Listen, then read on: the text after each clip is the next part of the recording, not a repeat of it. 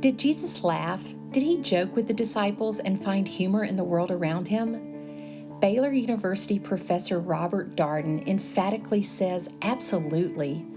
Today's Get Your Spirit in Shape guest, known internationally as a Black gospel music scholar as well as a religious humorist, discusses how the holy isn't diminished, but rather is empowered by laughter. Robert, welcome to Get Your Spirit in Shape. We're so excited to have you with us today. Oh, my pleasure. Before we get started, tell us a little bit about yourself. Well, I'm a professor and master teacher at Baylor University in Waco, Texas. I've written a couple of dozen books. I guess I'm best known nationally as one of the experts on Black gospel music in the world. And the other thing, strangely enough, that I have, I don't know if it's expertise and notoriety, religious humor and satire. And I've written on those topics extensively. Some of your older listeners may recognize the Wittenberg Door, the world's oldest, largest, and pretty much only religious humor and satire magazine, which unfortunately met its probably long overdue demise in the mid-2000s, but had a wonderful 40-year run that took us into the powers to be all over the world, just not very many of them. So. You have a lot of expertise, and we are going to talk about humor today, humor in the church, humor in the Bible. And one of the books of the dozens that you've written is titled Jesus Laughed. Abington Press published it in 2008. But I'll tell you, Robert, it seems after reading it, the book just seems as relevant today, 14 years later, as it probably did in 2008. One of the things that you wrote, one of the parts you wrote in the book that I really liked, you said, laughter is exclusively human. So with Jesus being 100% human, he must assuredly have laughed, right? Yes, that is my opinion. Obviously, we don't have proof, and if you remember the wonderful movie The Name of the Rose, echoes with Sean Connery and others, he gets into this great philosophical argument with the leader of a monastery who is copying the great old text. And part of the argument is that if we believe God is Jesus truly 100% human and 100% divine, that Jesus would have all the attributes of a human, the good ones, and none of the bad ones. And in my opinion, the good one is humor and joy and laughter and acceptance and a merry spirit, as the Bible calls it in some places. Coming from this particular religious tradition, the Jewish Hebrew tradition, which had been for so many centuries, and as we're seeing in recent years, once again, oppressed and attacked from nearly every side. One of the great traits of Hebrews/Jews has always been their ability to laugh in the face of oppression, laugh in the face of disaster, to find what we used to call foxhole humor, to find humor in the worst of times and places. And it astounds me at some of the places that Jewish people facing Nazis, facing intolerance, facing economic ruin today, they can somehow come back and laugh and grimly smile and use that as a tool to keep going on against all odds. And even during the times of Jesus, the believers, the Roman Empire was cruelly oppressing these people. They were a small subset within many small subsets that had already been crushed by an outside invader at least once, and it was going to happen again. And yet, here's this person, this Jesus of Nazareth, who shows up in the middle of it, who's hated by many, loved by some, attacked his whole life. I just can't believe he wouldn't be just like every other Jewish Hebrew person before and to come, to be able to summon humor in it, and humor with a good theology as well. Robert, was it your hope to maybe reveal this part of Jesus? Was that part of the impetus behind you writing the book? To be honest, it's where my two different areas of interest coincided, Crystal. Most of what I write about has been the Black church and the music of the Black church. And my wife, Mary, and I have been to many, many Black churches, heard many Black sermons, and many, many more Black choirs in our lives. And would go with strangers into any Black church from the south side of Chicago to the west side of Birmingham And the place is always rocking with laughter before. The pastors, the great preachers, male and female, invariably sprinkle legitimate humor throughout what they say. Not just the little kind of half pun that a lot of white pastors do to get an inordinate response from the congregation because we're so glad that they're doing any kind of humor. This is legitimate, kind of sometimes risky humor. And then afterwards, the church is filled with laughter again. And I've often wondered why, what is it about the black church that encourages this great music and this great humor? And I've written about the music side, but I hadn't really written about the humor side. And at the same time, editing the religious humor and satire magazine where I was exposed to it every day, people finding humor. And let me be real clear, we never made fun of Jesus, never made fun of God. What we made fun of people making money off God, making money off Jesus, people using religion for their own whatever purpose, their own agenda, usually political, but often money. And that humor, once again, seems to be best expressed through those who have been most oppressed. Humor goes upward. It rarely goes down without it looking like you're being a bully. It seems that through your book, one of the messages was that God made us in a way that humor was to be a vital part of our lives. And you detail verse after verse in the Bible where you think humor was involved. Full transparency for me, I'm not sure I've ever read anything in the Bible and maybe laughed or even chuckled about it. I didn't read it in that lens. And yet you did. You read it through the lens and you helped us to see how this could have humor, even, varying degrees of it. Can you talk about that process, like how you came to that lens, how you injected that into some of these scriptures? Well, obviously, like I said, we all have an agenda and all have a point of view.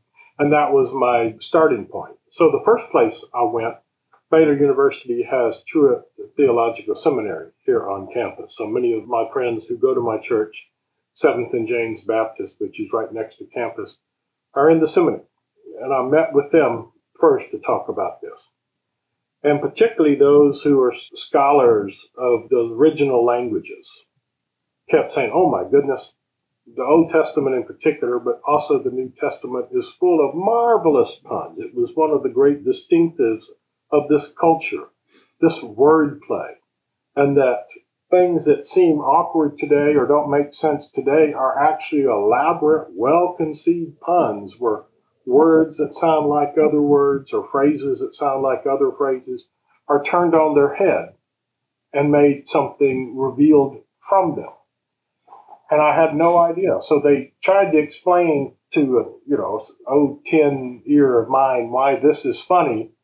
And even through the lens of 2,000 years, I started getting the fact that this was not a dry, static retelling of things. This was, in fact, somebody sitting around and chuckling to themselves as they're writing right to left, weaving in the wordplay as little bits of serendipity for people who would read and hear this for years to come. So I knew I was on the right track there. My experiences in the black church made me know that this could be done here.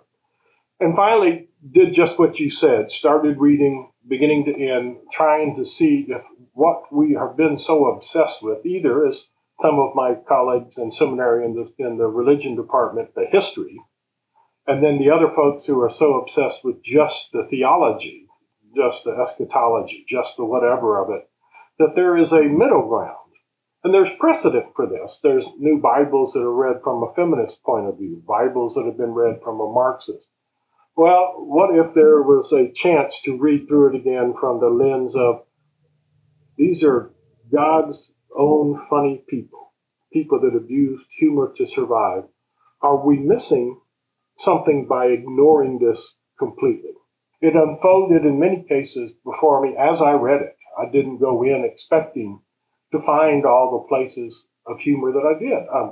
Some are obvious. Balaam's ass talking to save him from certain destruction has comic elements in there. And there are those of my theological friends that say that these kind of set pieces were real common in the literature of the day. Just not all of them made it into the Bible. I want to talk about Peter walking on the water. I enjoyed that so much when I read it through your lens. You talked about how his enthusiasm rushing right in and how he probably, the disciples just gave him a hard time about it from then on out because he enthusiastically said, I can do this. And then he did not. And Jesus pulled him right out. And, everybody was watching this unfold. I can just imagine, these buddies were harassing him probably. The whole title of my previous book, Reluctant Prophets and Clueless Disciples, Understanding Bible by Telling Its Stories, I go into that a little more.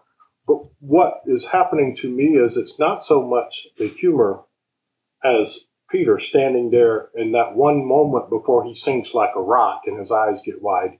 It's the disciples who have been together through years of terrible times and wonderful times and have created this incredible close-knit bond that people, male and female, do when they have endured and been through and had a common goal. The fact that they can't wait to get back to the fire as they're roasting fish and describing Peter's face to each other and describing how fast he went down, like a tire iron in a swimming pool. The moment he lost that faith, he was headed for the briny deep.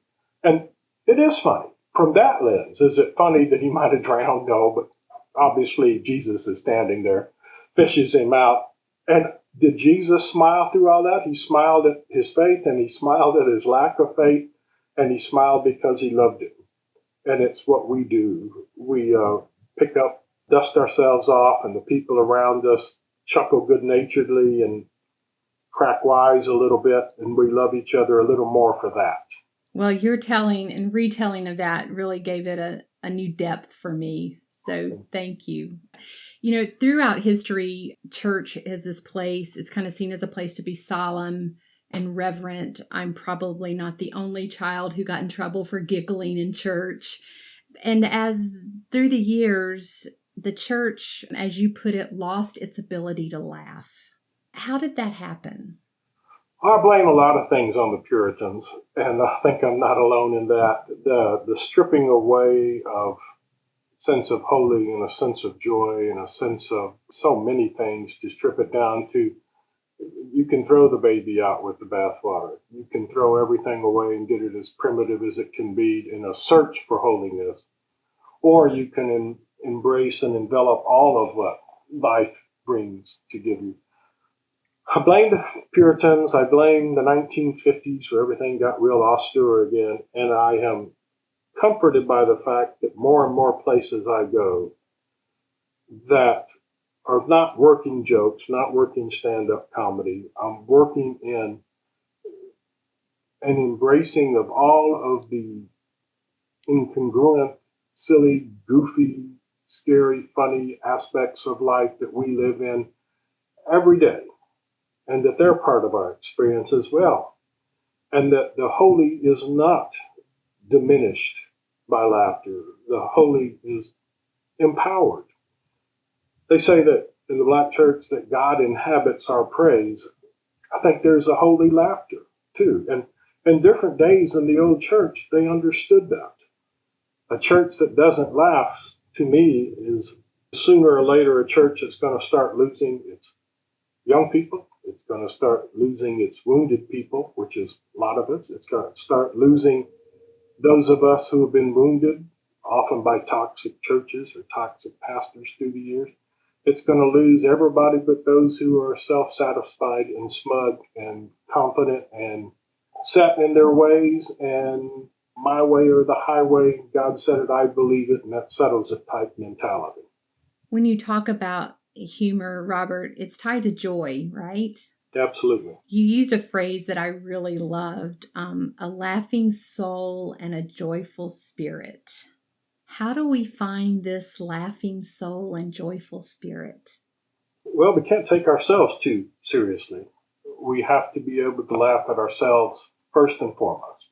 If something happens, we have to be the first one to laugh. We have to be able to turn it back on ourselves. We have to be the person that other people go to when they're feeling blue, and we can't be the complainer that stands around the water cooler and tells about how bad things are. We have to work at it. For some people, it's work. You have to practice it like any other muscle, like creativity, this joyful spirit. And I think we've all known people like that who you just want to be around, because they laugh at your jokes. They're so smile when they see you, and they're quick to tell something silly they did or something funny they saw, and to include you in this circle of laughter and love. And I don't think you can separate the two. Somebody's little baby that can barely open their eyes, no matter what they do to a parent, they laugh at. The parent, it's just that joy of exchange between somebody. We need to be more like that and treat our friends like these babies, treat our family members like whatever they do is a gift. And it's so happy and it's new and it's fresh. And I know, God bless my wife, Mary, who is the world's greatest laugher, because she's heard so many of my stories again, and yet in her giving spirit can always lead the laughter. And when I preach or when I lecture, I always want her on the front row. Out here in Texas, where I live, my friends who are in cattle, not many anymore, it's a tough time to be a rancher. They have one cow, literally a bell cow, who all of the other cows will follow. It's not the human, it's not the dog, it's this one cow. And if you don't have that one cow, you're going to have a double of a time twice a day getting them out and getting them in. You want to be that bell cow, the one that is the first to laugh, the first to apologize, first to inhabit that. Man, we have been given this extraordinary planet, this extraordinary gifts, and we should be laughing with joy all the time. That why me, goofy, selfish, vain, overweight me, Bob Darden, has this beautiful life where people love me and I get to love them back. What's not to laugh and like? And you talk about how important play and dancing is to that. So where do we find those places? How do we intentionally find these places to play and dance or make that a part of our lives? Oh, we have got to play. There's been numerous books on how children have to play, and some of the problems schools are facing as they spend more and more time testing and less time playing, that kids come out the worse for it. We've got 21,000 hours in our lifetime during the childhood up to age 18, they tell us, where they need how we learn to interact, the in exchange zones with other people. Much of that is accomplished through play. The interactions where sometimes people get their toes stubbed and their noses bloody and friends fight for a minute and then love each other a minute later. That has to happen. That has to happen. And if we're spending a significant percentage of those 21,000 hours on our cell phones or on our notebooks or on our laptop as kids, we don't get that. We don't have the skills to interact.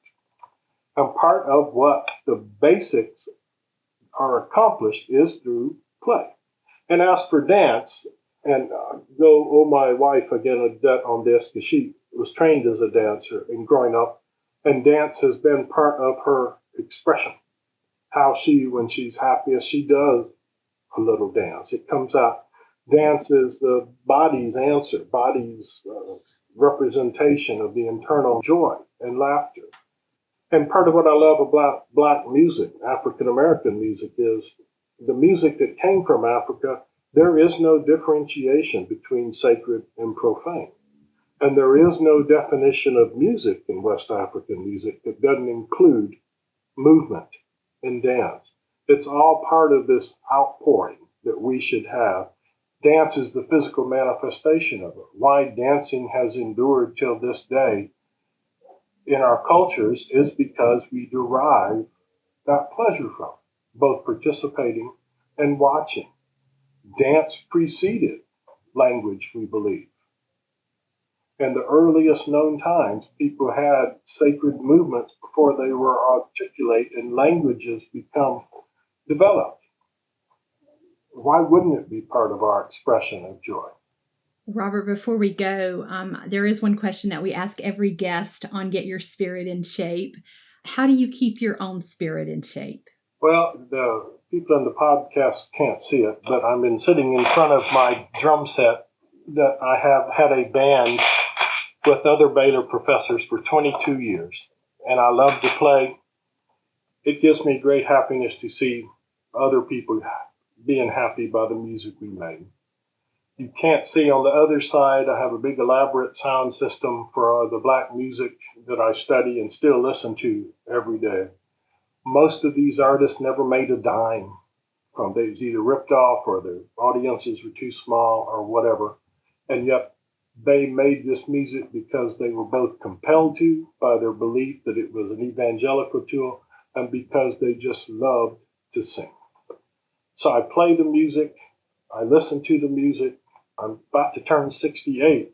I've only got X number of hours left on this planet. I want to be around the people who make me laugh. Well, having you as a guest today has certainly been a happy time for me. I've done a lot of smiling and as we've had this conversation. So I definitely appreciate that. I appreciate you sharing your thoughts on laughter and humor and why it's just so important to all of us. And so thank you again for being a guest on Get Your Spirit in Shape. My pleasure. Delighted to be here.